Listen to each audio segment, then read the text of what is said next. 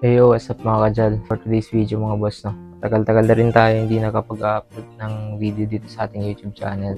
So, naging busy rin tayo guys. So, ito ngayon yung isang barko ni Sir Kevin. Kakalikabok na kasi siya eh. So, ang ginawa ko, since hindi pa naman siya na lagyan ng top coat. So, kanina, habang hindi po umuulan, biglang umulan kasi guys. Hindi natin ang pre-predict yung weather dito sa Mindanao rin. Nasa Zamboanga City nga pala yung location ko guys ng aking store or shop. Kita nyo, dito siya ngayon, yung ating barko, yung kay Sir Kevin Fiesta. Shoutout kay Bossing, isang seafarer, isang dating Navy rin.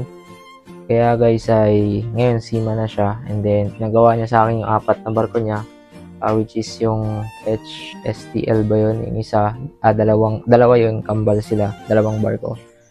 Isang itsura lang, pero dalawang barko yung pinagawa niya. And then isang Cape Pioneer, Cape size 9 bodega, at saka boss ano po ba yung isang barko niya na CGM, yun CGM. So yun mga boss, yung CGM kasi mga bossing, ano siya, container ship. So apat yung pinagawa ni sir, na nagiging pag-apat kasi yung papagawa mo sa akin, magiging 7.5 na lang yung isa, 7.5 or 8 plus, 8,000 plus. So ito kasi dapat pag isa lang talaga to, medyo lugi ako doon guys, pero wala na, nag-commit na ako doon. And then, kaya yung pinakamaraming barko na nagpagawa sa akin guys. So, pinagbigyan ko rin si sir. And then, mabait din naman talaga to si sir. Pinagbigyan ko siya kasi pangarap niya din magkaroon ng ganitong replica ship. So, ito na siya ngayon guys.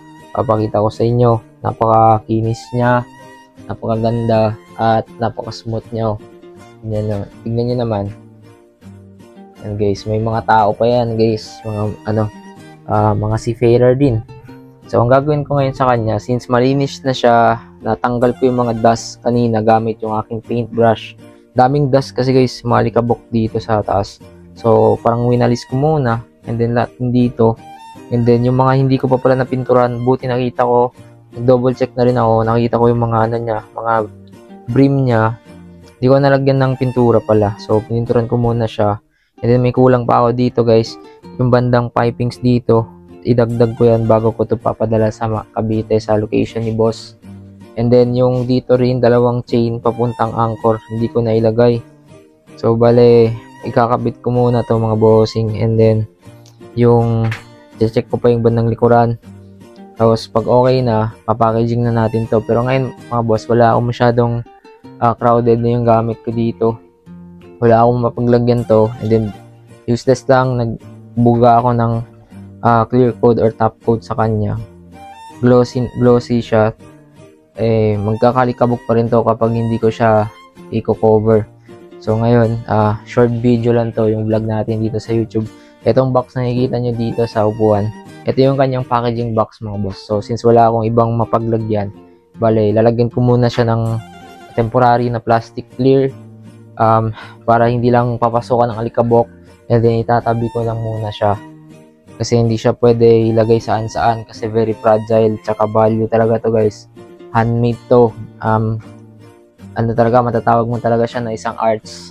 Tsaka binuhos din natin yung pagpupuyat natin dito. Yung body nga pala nito guys, isang gawa sa mahogany wood. Solid siya. Hindi siya yung hollow sa loob. And then yung sa taas naman guys, lahat ng detail niya is 50% 3D printed. So ito yung aking mga 3D printer machine nasa likod ko. Ito yung first 3D printer ko, 1 year old, mahigit na to, si Ender 3S1. So ito naman, Bambu Lab A1 combo kasi meron siyang AMS light.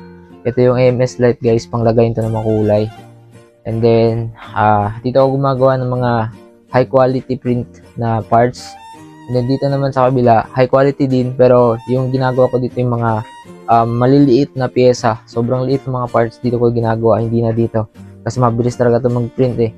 Minsan nasisira siya, pero mas prepare ko dito mag-print ng mga malalaking size, or kapag rush orders, dito ako nagpo-print at mga ibang mga pyesa pa. Hindi lang pang barko, mga kahit basta 3D printed, alam niyo na anong trabaho nila. So, malaking tulong din sa akin itong mga machine na to guys. Kasi, kahit wala akong masyadong katulong or empleyado, gagawa lang ako ng sarili kong file sa computer. Buti natuto na rin ako, mga 2 months. Then after nun, nagawa ko na yung sarili kong files. Ito na, ito nakikita niyong bridge dito sa barko. Ano to, gawa ko talaga to, hindi ko kinuha kasi made to order siya. Dati guys, gamit ko pa is mga Sintra board. Ito yung mga Sintra board ko guys. So marami na ako natipid na Sintra board. Ito siya. Ganyan pa siya karami, di ba?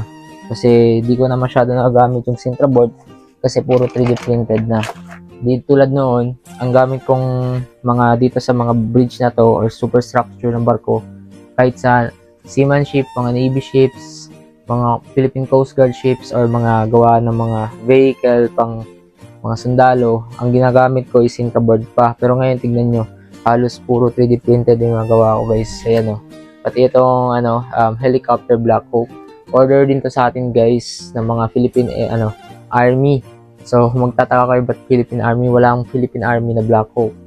Pero customized na project to guys na pinagawa sa atin. Ibibigay nila sa kanilang CO. Magre-retard na daw. So ito yung in-order nila. And then basta parang diorama din to siya. Naka-vertical siya konti pa ganyan. Parang siyang lumilipad na tapos may mga tali. Kumbaga, yung concept ng kanyang diorama guys, may rescue mission sila. Basta yun. Abangan nyo sa next video natin yan guys. Marami pa tayong tatalakayin na ang content dito sa aking YouTube channel. Kung bago ka pa lang sa aking YouTube channel, don't forget to follow me, subscribe, and leave a comment kung meron ka mga suggestion or opinion. So yun lang mga bossing for today's video. Samahan nyo muna ako. Packaging natin to or tatakpan muna natin ng plastic to para hindi lang siya magkakalikabok. So syempre, fragile talaga kaya kailangan ingatan. Tara! So yun mga ka-replika, bago ko nga pala ito tatakpan, ito papasilipin ko muna sa inyo ng bahagya yung ating ginawa na Cape Pioneer, Cape size. So 25 inches yung haba nito guys. Haba nito sa personal. And then makikita nyo yung detail niya. Tsaka umilaw din pala to guys, no. Yan, medyo mahina na yung ating battery guys. Nandito pala yung battery guys located. So ito yung kanyang switch. So tatanggalin nyo lang itong mga screws. Yan, kabilaan. Ginawa ko talaga siya ng sariling box niya, which is container band. Yung kanyang design. Ang ginawa ko para medyo malinis. Kasi kapag sa ibaba mo pa ilalagay yung battery, hassle pa yun. So okay na yun nandyan sa taas. Then natuwa din yung ating client kasi nasa taas lang, hindi natin siya mahirapan. So ayan guys, yung starboard and port side, kita nyo, yan yung kulay green. Yan malakas yan guys. Wait lang, tatanggalin ko yung ilaw. Ayan, personal guys, malakas yan. May flash lang yung ating camera kaya di masyado makita. Yan guys, diba ang ganda niya guys, tsaka malinis tignan. And then may helicopter pa. Andito si Captain sa taas. Yan si Captain kumakawayway doon sa kay Chief Engineer. May helicopter siya. Yung iba naman nasa mooring lines. Ayan. Yung iba nasa harapan. Tsaka dito pa meron din sa likod. Paakyat si boss. Ayan, mga seafarer. Meron pa dito rin sa likod din sa mooring lines. Ayan. Tsaka yung nga pala nito guys, gagalaw yan. Ayan. Functional siya. Naikot yung rudder. Tsaka yung propeller, syempre hindi mawawala yan guys. Yan, umiikot yan, di ba? Yan guys, pinasilip ko lang sa inyo saglit. So tara, samahan niyo muna ako takpan to.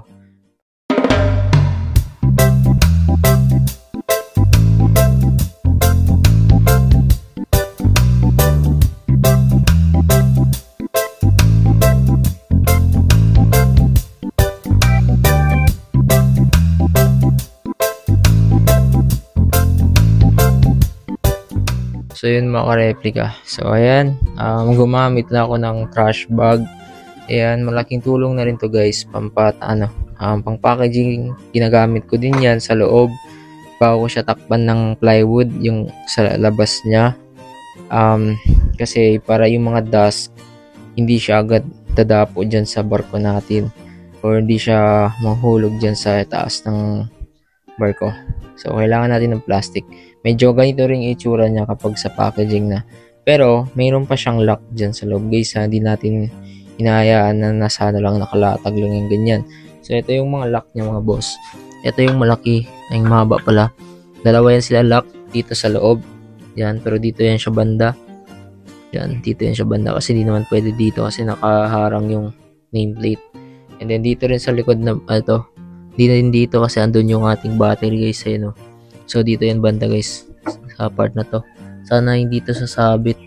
Pero check natin paano natin to di-discard yan. Walang imposible sa akin guys, basta gawa lang natin ng paraan. So ganyan muna yung tsura niya. Ito yung plastic na to. Dito yan sa kino-cover ko yan dito kapag hindi ko nagagamit masyado yung machine ko. Pero no choice ako, wala akong ibang plastic na malaki. Naubos na yung mga trash bag ko na malaki talaga, yung transparent din. Yun din ginagamit ko yung sa mga packaging. So ilang pieces yun. So ibig sabihin ilang pieces na rin yung napadala ko. So yun. Tensya na may ingay dito sa amin guys. Kahit naka-mic na ako. So yun. Okay na to. Ngayon to siya. Para hindi lang siya papasokan ng alikabok. So thank you sa mga sumusuporta sa YouTube channel ko, sa aking TikTok, and then FB page. Same pangalan lang guys dito guys. Ito guys yung natin guys Wooden Skill Models. Thank you mga bossing sa suporta para makatulong din tayo sa may ibang gustong gustong gumawa ng mga ganito. And then pwede kayo mag-comment kung gusto niyo gumawa tayo ng mga tutorial or mga tanong nyo paano yung discarde sa isang bagay na to, ganyan, para makakatulong din tayo sa iba. So yun lang mga bossing. See you in the next video. So salamat sa suporta nyo. Peace out.